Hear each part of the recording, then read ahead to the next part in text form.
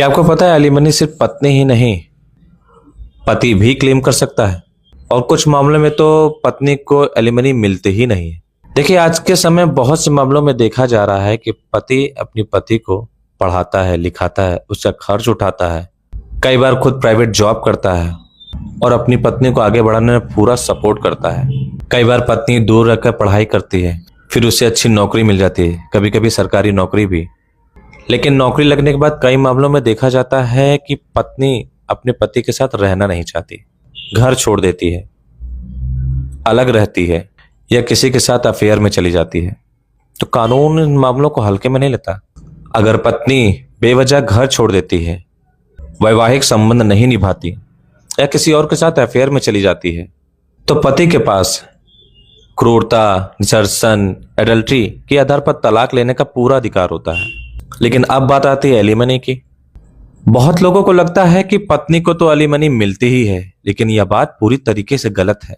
अगर पत्नी नौकरी में है, आर्थिक रूप से आत्मनिर्भर है और ऊपर से अफेयर और डिसर्शन जैसी बातें भी साबित हो जाती है, तो कोर्ट पत्नी की एलिमनी रिजेक्ट कर सकती है, यहां तक कि जीरो भी कर सकती है।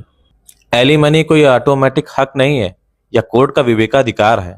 यहां तक कि एक बहुत जरूरी बात, अगर पति की आय कम है और पति ने अपनी सेविंग्स या किसी अपने घर में किसी चीज को बेच बाच कर, जमीन प्रॉपर्टी लोग बेच बाच कर अपनी पत्नी को उसने पढ़ाया है, लिखाया है और वह उस काबिल नहीं है कि अब उसकी इनकम कम है, तो पति भी क्लेम कर सकता है पत्नी से मेंटेनेंस के लिए, एलिमनी के लिए क्लेम कर सकता है। कानून पति पत्नी देखता है, जेंडर नहीं।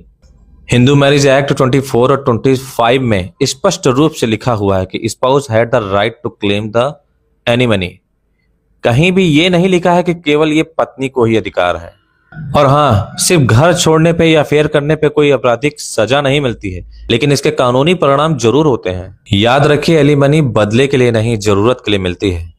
कानून भावनाओं को नहीं, तथ्यों को देखता है। ऐसे ही सही और कानूनी जानकारी के लिए लॉ डीट को सब्सक्राइब करना बिल्कुल ना भूलें। मिलते हैं अगली वीडियो में। धन्यवाद।